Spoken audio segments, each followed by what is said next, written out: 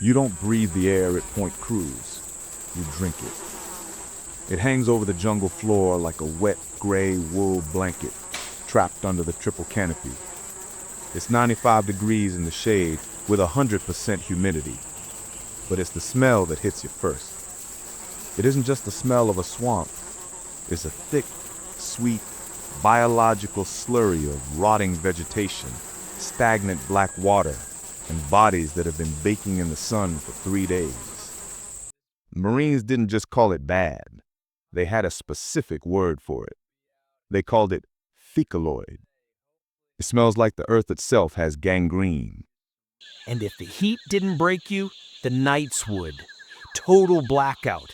You can't see your hand in front of your face, but you can hear everything. Specifically, the land crabs. Thousands of them. Hard shells scuttling over the gravel. It's a rhythmic click, clack, scrape.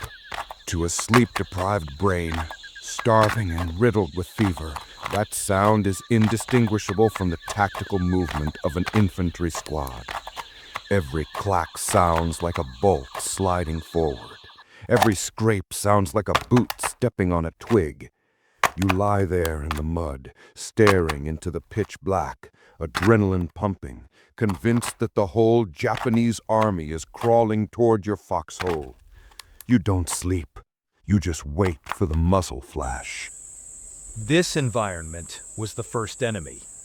By January 1943, the American offensive west of the Guadalcanal River had slammed into a wall. The Japanese 17th Army had transitioned from a conventional war to a defense of pure attrition. They had constructed a network of mutually supporting pillboxes made of coconut logs and coral, buried so deep that 105mm howitzer shells were bouncing off the roofs. The geometry was a nightmare. The Japanese firing lanes were keyholed. Narrow tunnels of fire cleared through the dense vegetation. An American soldier couldn't see the bunker until he was already in the crosshairs. We tried everything. We called in airstrikes. We walked mortars up the hill until the barrels glowed red. It didn't matter. The jungle swallows explosions. You drop 1,000 pounds of high explosives on a grid square, wait for the smoke to clear and think, okay, they're dead. Then you'd stand up to advance and crack. Ideally placed machine gun fire would cut the grass right at knee level. The battalion was paralyzed. We didn't need more artillery. We didn't need more tanks. We needed a surgeon. And that is why, in late December 1942, the arrival of a wooden crate marked fragile at the supply tent caused such a scene. Inside wasn't food, or medical supplies, or standard issue ordnance. Inside was a personal violation of military uniformity. It was a Winchester Model 70, pre-64, the rifleman's rifle. When Lieutenant John George pulled it out of the Cosmoline, the other officers laughed openly. They looked at their M1 Garands, heavy, rugged semi-automatic battle implements, and then they looked at this civilian toy. It looked like something a gentleman would use to hunt deer in Illinois, not hunt the Imperial Japanese Army in the mud. But George knew the physics that the manual ignored. The standard issue M1 Garand is a masterpiece of engineering, but its trigger is built for safety and durability, not precision. It has what marksmen call army creep. You pull the trigger on a standard infantry rifle, and you feel it grating. Metal sliding against rough metal. It's gritty. It travels 1/4 of an inch before it finally breaks.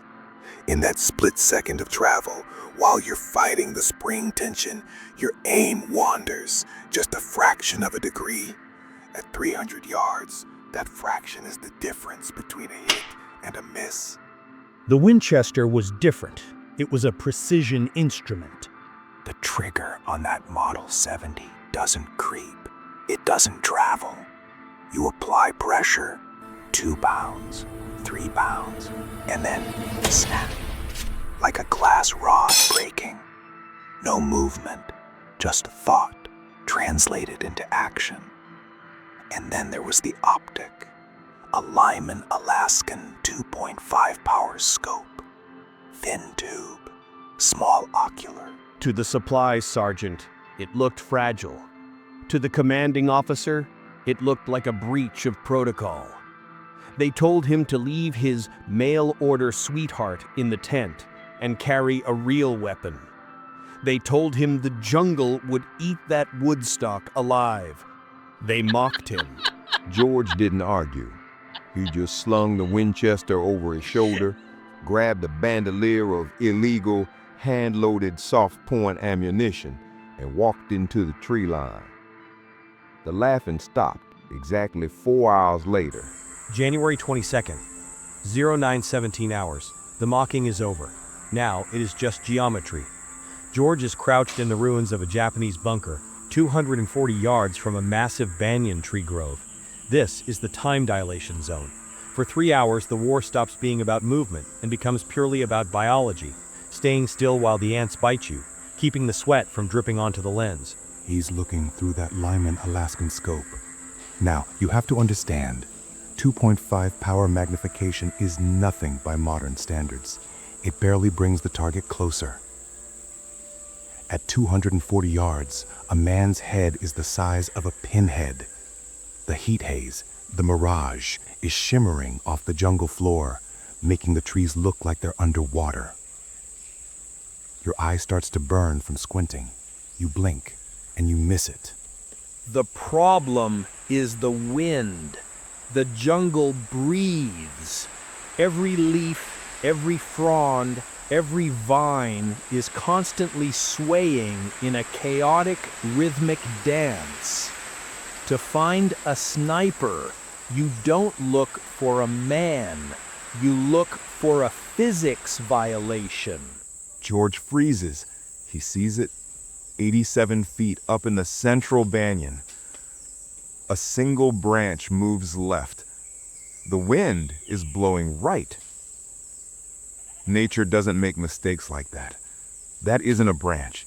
It's the weight of a human body shifting its stance on a wooden platform. It's a dark shape, deep in the fork of the tree. To an untrained eye, it's a shadow.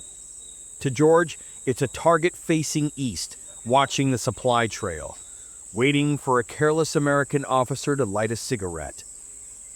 The Japanese sniper feels safe. He knows that at this distance, he is invisible to the naked eye. He doesn't know there is a piece of American glass dissecting him. George doesn't hesitate. He trusts the cold bore.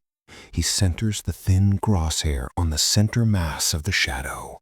He exhales, half a breath, and holds. The world narrows down to that black cross. He applies the pressure. The glass rod breaks. Crack. The Winchester kicks into his shoulder with a sharp, disciplined recoil, totally different from the clang of a Garand. And this is where the controversy ends and the physics begins. George wasn't firing standard military M2 ball ammunition. Military bullets are full metal jacket designed to punch clean holes. George was firing hand-loaded 180-grain civilian soft points, hunting bullets.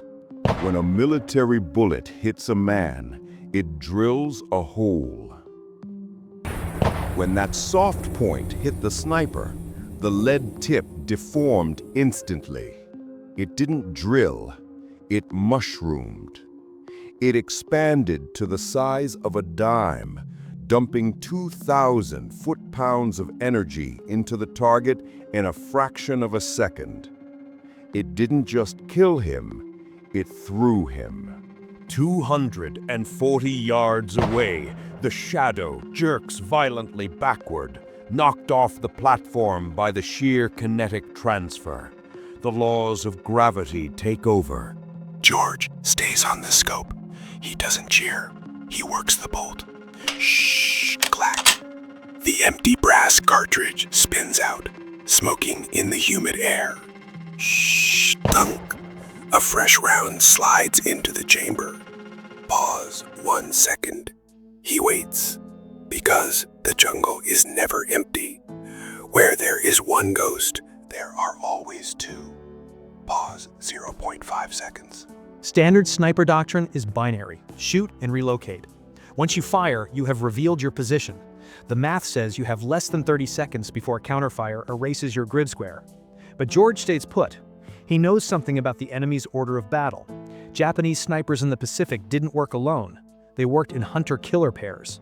If George runs now, the second man, the spotter, will put a 6.5mm Arasaka bullet in his back, so he stays in the bunker ruins. He doesn't blink. He keeps that Lyman Alaskan scope glued to the tree line. 26 minutes pass. The sweat is rolling into his eyes now, stinging like acid. His muscles are cramping from holding the rifle in the shoulder pocket. But he scans, sector by sector, branch by branch. 09:43 hours, he finds him, 60 yards north of the first kill, a second banyan tree. This target isn't static. He's moving. The second sniper has realized his partner is dead and his position is compromised. He is climbing down the trunk, trying to slip back into the undergrowth. Shooting a man sitting still is marksmanship. Shooting a man climbing down a tree at 200 yards is art. George tracks the movement. The target is sliding down the bark, dropping fast. If you aim at him, you miss behind him. George has to calculate the lead. He has to aim at empty space below the sniper's boots, trusting that gravity and the man's momentum will bring him into the bullet's path. He swings the muzzle. Smooth track. No hesitation. Crack. The second shot rings out, echoing off the valley walls. Perfect connection. The sniper gets hit mid-descent. He flails backwards, peeling off the tree trunk like a dead leaf. He hits the ground seconds after his partner. By noon, the tally rises. The Japanese send a third man to investigate the silence. George catches him repositioning. 3 shots, 3 kills. Word spreads through the American lines. The infantrymen, the ones who were dying filling their canteens yesterday, start looking at that toy rifle differently. But the element of surprise is a wasting asset. George has punched the hornet's nest, and tomorrow the hornets are going to bring heavy weapons. January 23rd. The jungle decides to drown the war. A tropical monsoon hits Guadalcanal. We aren't talking about a shower. We are talking about a solid gray wall of water falling from the sky. The temperature drops 10 degrees in seconds. The mud turns into a soup that sucks the boots off your feet. Inside the bunker, the sound is deafening. Rain hammering against the coconut logs and the steel of the helmet creates a constant, roaring white noise. You can't hear orders. You can't hear movement. You are deaf and blind. Standard infantry doctrine says you hunker down and wait it out. Visibility is 0. Operations cease. But for a sniper, a storm is a cloak. George knows the physics of sound. The roaring rain drowns out the sonic crack of a rifle shot. The heavy water droplets in the air disrupt the muzzle blast. While the Japanese sentries are huddled under their ponchos, miserable and distracted, George is cleaning his lens. 09:12 hours. The rain breaks for a split second. A small window of visibility. George spots movement. A Japanese observer, thinking he's safe in the downpour, lifts his head to check the perimeter. Crack! The shot is swallowed instantly by the thunder. The observer drops into the mud. His unit doesn't even know he's dead until the rain stops. 6 kills. But the Japanese 17th Army wasn't stupid. They couldn't see the muzzle flash of the Winchester, and they couldn't hear the specific report over the storm. But they had general triangulation. They knew the shots were coming from the ruins of the western bunker complex. And at 9:57, they decided they had enough of the ghost. They stopped sending men, they started sending high explosives. It starts with a sound that every veteran knows in his nightmares. Thump. Thump. Thump. Distant pops, like corks coming out of bottles. Japanese Type 97 mortars, 81 millimeters. George freezes. He knows the flight time. He has seconds. The first salvo lands 40 yards short. Mud geysers into the air. The second salvo lands 20 yards short. They are walking the fire in, bracketing his position. The next one is the kill shot. George doesn't think. He grabs the Winchester and sprints. He dives out of the bunker, his boots slipping in the sludge, lungs burning. He scrambles north, sliding into a water-filled shell crater just as the air pressure shifts. Boom! The world turns white. The concussion wave punches the air out of his chest. He looks back. The bunker he was sitting in 30 seconds ago is gone, vaporized, replaced by a smoking crater and shattered timber. He wipes the mud from the rifle bolt. He checks the optic. It holds 0. But the game has changed. This is no longer a turkey shoot. The Japanese know he is out there. They are hunting him with heavy weapons, and if he stays in one spot for more than 2 shots, he is a dead man. January 24th, day 3. The dynamic has shifted. The Japanese realized they couldn't kill him with mortars, and they couldn't spot him with untrained eyes. So the survivors, the elite who were left, changed tactics. They stopped hiding. They started setting traps. 0817 hours. George has relocated to a pile of volcanic rocks overlooking the grove. He's scanning. Suddenly, he sees it. A Japanese sniper. But it's wrong. The guy is positioned in a palm tree, only 40 feet up. He's barely concealed. The fronds aren't even tied properly around his silhouette. He is practically begging to be shot. An amateur marksman would have pulled the trigger immediately. A kill is a kill, right? Wrong. George lowers the rifle. His gut is screaming, bait. This is the spider trap. The Japanese doctrine relies on patience. They sacrifice a less experienced soldier, the worm, placing him in an exposed position. When the American sniper takes the easy shot, the muzzle flash reveals his position, and somewhere else, hidden in deep cover, the spider is watching, waiting to take the head off the American. George freezes. He knows that if he pulls that trigger, he is dead. He ignores the man in the palm tree. He forces his eye away from the easy kill. He starts scanning the surrounding canopy for the executioner. 11 minutes pass. The sun is hammering down. Sweat is pouring off his forehead, stinging his eyes, blurring the optic. The urge to just shoot and run is overwhelming, but he forces himself to become a stone. 0828 hours. He finds him.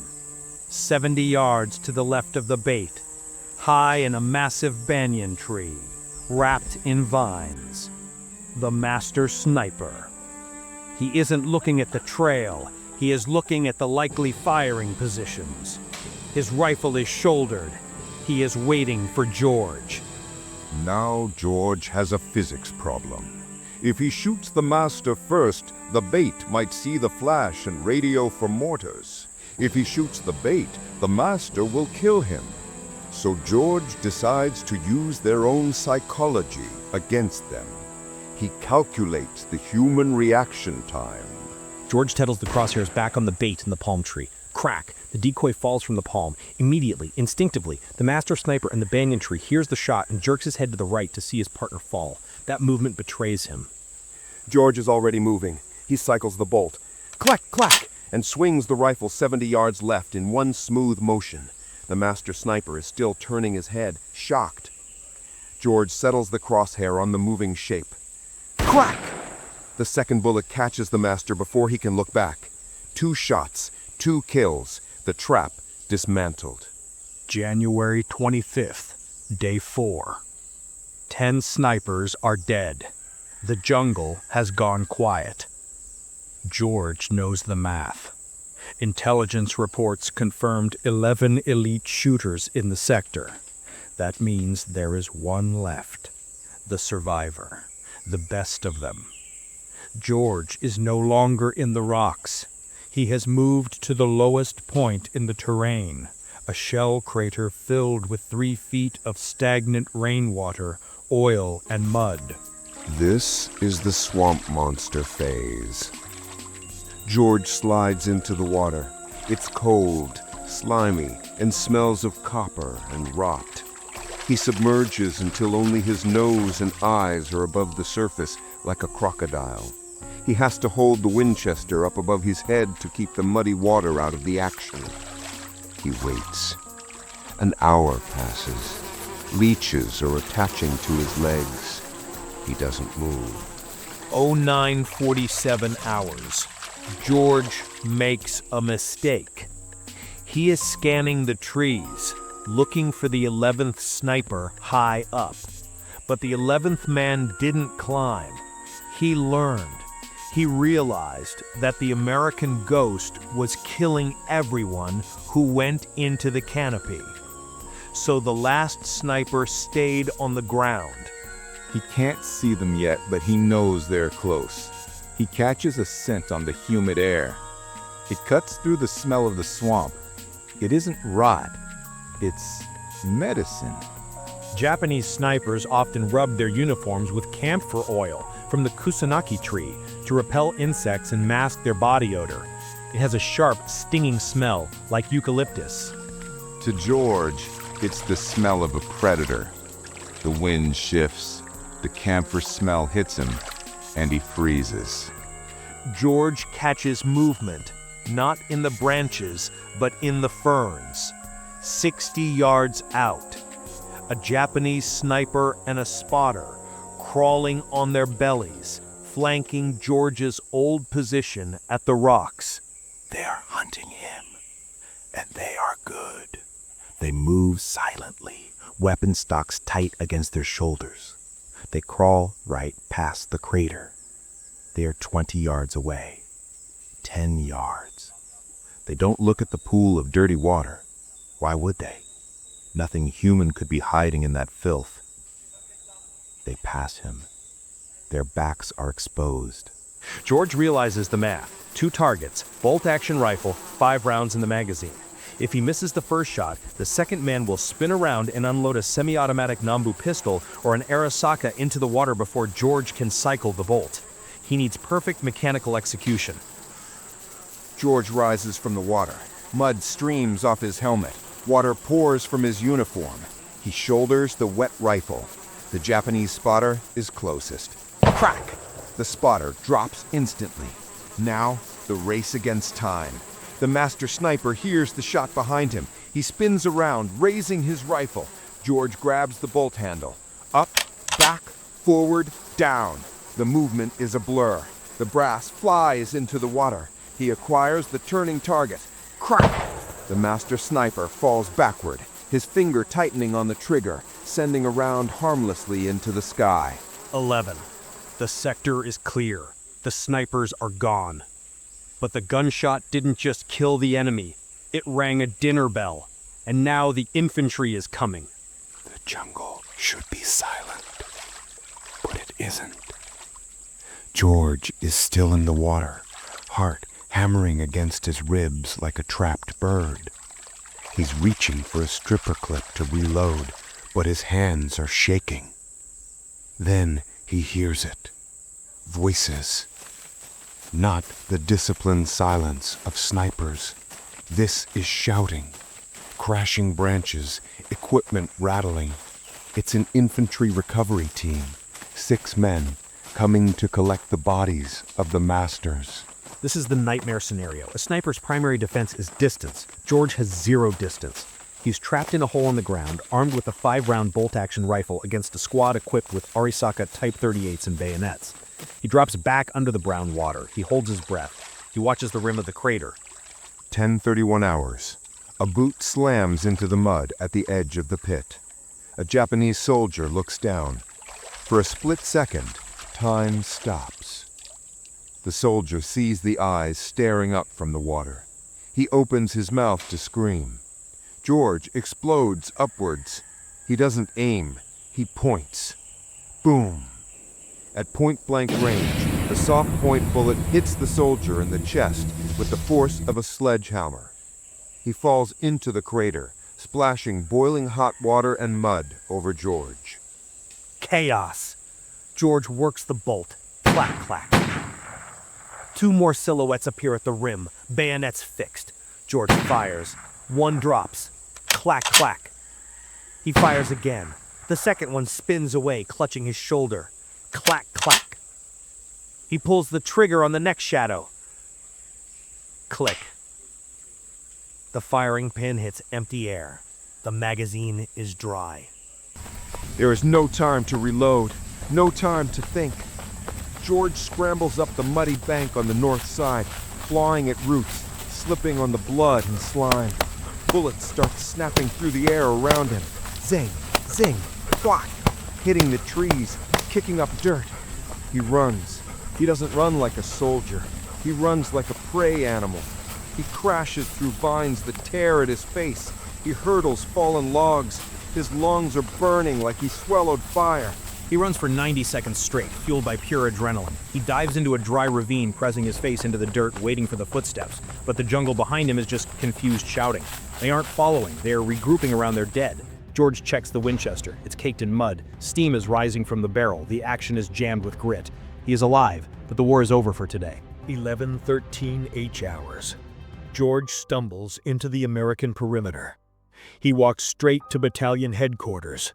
He's covered in swamp slime. His uniform is torn, and he smells of cordite and death. Captain Morris, the man who called his rifle a toy, is waiting. He looks at George. He looks at the mud-caked Winchester. "Report," Morris says. George leers against Arurit, exhausted. 11 snipers, sir, plus 3 infantry in the recovery team. And the status of the sector? Clear. They're all gone. The tent goes silent. 4 days ago, they laughed. Now the grunts are looking at that rifle like it's a holy relic. George sits down and begins to clean the weapon. The walnut stock is scratched and scarred deeply by the coral rocks. The bluing on the barrel is worn away to bare silver steel where his hands gripped it. The mail-order Sweetheart looks like it went 12 rounds with a heavyweight and won. It wasn't a toy anymore. It was a tool of war. That wasn't the end of John George. The brass realized that one man with a precision rifle was worth more than a mortar platoon. Colonel Ferry ordered George to start a school. In 12 days, George trained 40 men. He taught them the glass rod trigger break. He taught them patience. That hastily trained platoon went back into the jungle and killed 74 Japanese soldiers with 0 American casualties. George wasn't just a killer, he was a force multiplier. Today, that specific Winchester Model 70 rests behind reinforced glass at the NRA National Firearms Museum in Fairfax, Virginia. If you walk past it, you might miss it. It sits there, silent and unassuming, polished walnut and blued steel. It looks like a gentleman's sporting arm, but it's a deception. That wood and steel holds the ghosts of Guadalcanal. John George is gone, but the type of men who fought beside him, your fathers, your uncles, your grandfathers, their stories are disappearing too. We don't want likes, we want memories. If someone in your family served in the Pacific, or if they carried a specific tool or rifle that they swore by, we want to hear that story in the comments below. Don't let that history fade away. Put it on the record, right here, for the Legion. And speaking of breaking the rules to save lives, while George was defying orders on the ground, a surgeon named Charlie Smith was defying them in the air. He built an illegal upgrade for the B-17 that the Army tried to ban. Click right here to watch the illegal upgrade. This is the Grunt View. Out.